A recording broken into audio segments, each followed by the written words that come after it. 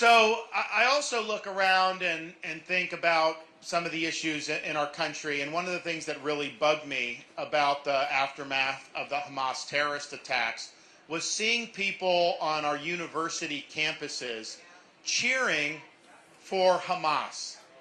You had students that were signing letters in support. You had other people that are going out. You know, some of these students aren't even American citizens. And I can tell you this, when I'm president, if you have a foreigner in this country on a student visa and they're out making common cause with Hamas, I'm canceling their visa and I'm sending them home. I don't have time for this. But it raises the issue of what is going on with our education system. And this is something that in Florida, we've actually tackled this in ways that I think have been very effective. And it's K through 12, but it's also all the way through higher education. In fact, if you look at how Florida universities responded to that, read the statement by the University of Florida president. You saw a very strong condemnation of Hamas and strong support for Israel, like you would have expected this country to do. So we've been very attentive to this, and we've taken good action. We've got more to do, but we've done a lot. But the K-12, you know, my wife and I, we have a 6'5" and a 3-year-old at home. Okay, I think that parents should be able to send their kids to school. Young kids should be able to watch cartoons. Kids should just be able to be kids in this country without having an agenda shoved down their throat.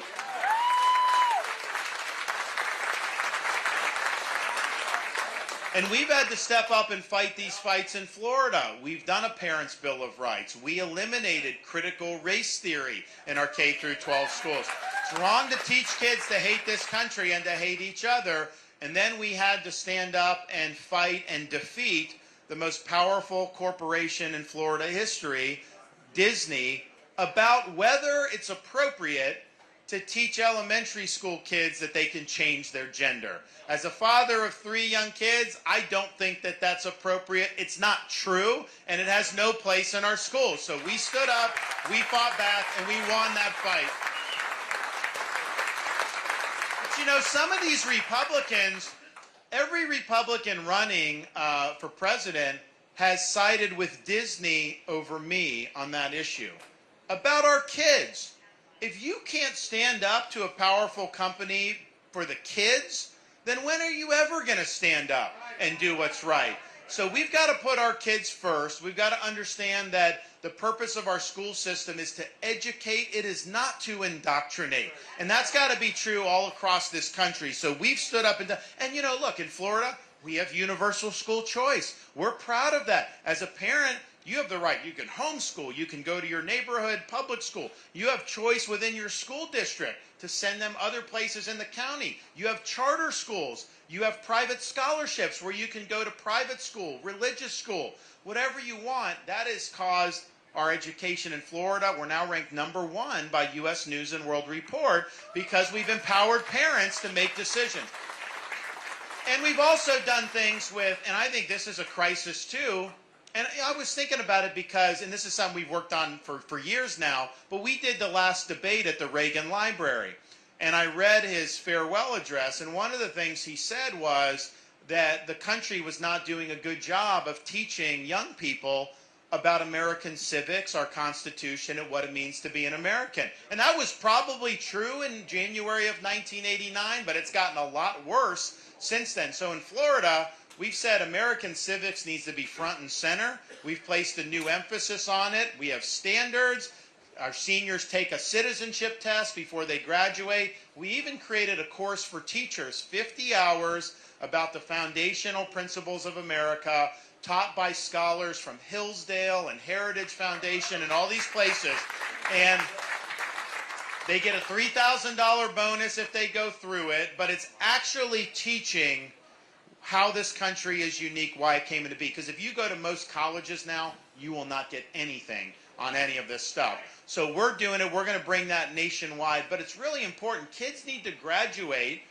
When they turn 18, they're adult citizens at that point. They can vote. They have responsibilities. If we're just graduating a bunch of blank slates that don't have a foundation about what it means to be an American, then we are not doing our job as citizens. And so we need to make sure we have that emphasis all across the country. It's very important. And I'm going to do school choice nationwide in this country. And the reason is because Chicago, Baltimore, Philadelphia, they will never improve their schools because the teachers union controls all these school systems. And they lock the kids out of school for a year during COVID. We wouldn't allow that in Florida. I forced all the schools to be open during COVID, and the teacher union sued me to try to have the schools closed. And we beat the teachers union in Florida on that. But we need to have opportunity for people. We need to liberate them from these failed systems because, look, a lot of those urban areas, I'm not saying there's a lot of Republicans there, but you know what? We're all Americans, and we're not going to succeed as a country if every city in this country fails. And with the crime and with the bad schools that we see in so many of these cities, they are in for a generational world of hurt unless we change. So we are going to do education. We're going to help. We're also going to do these universities. So in Florida, we now have all tenured professors must undergo review every 5 years and can be let go for poor performance.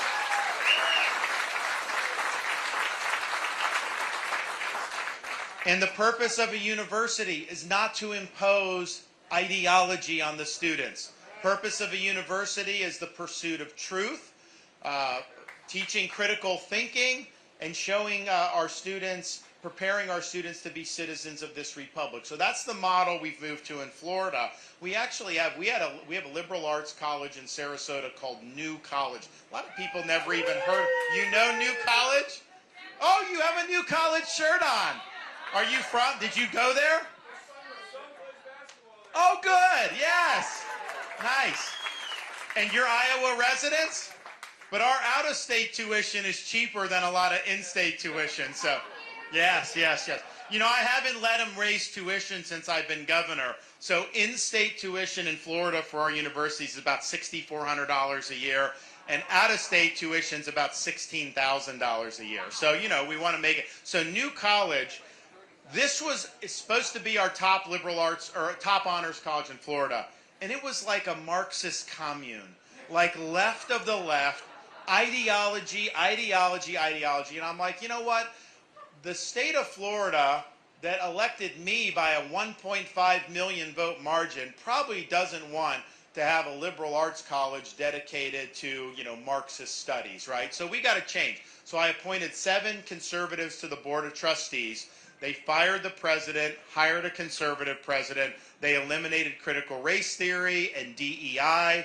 They abolished the gender studies department, and they recast the university's mission as being the nation's top public classical liberal arts college, similar to like a Hillsdale College and some of these others. And so now you have a situation where there's a lot of demand around the country, even and in Florida, to go there. The applications are up because people are sick of these universities going off the deep end. They want to know that they're going to get a really solid education experience, and so we're creating now.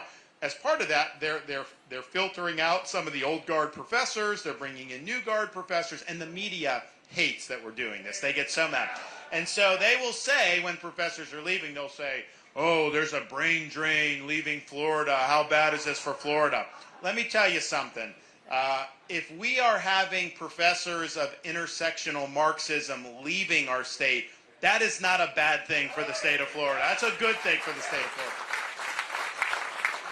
So as president, we're going to make sure that we use the leverage we have with accreditation. There's a whole bunch of tools to get our higher education system back on the right track, because the direction it's going is not being conducive. And I don't want to fund these universities. They get a lot of money, like some of these Ivy League universities, and it's like the culture is so toxic there. We should not be using your tax dollars for that. So we've got a lot of work to do, and we are going to do it. But if we don't get the education right, this country is eventually going to fail as a result of that. So it's going to be a top priority for me.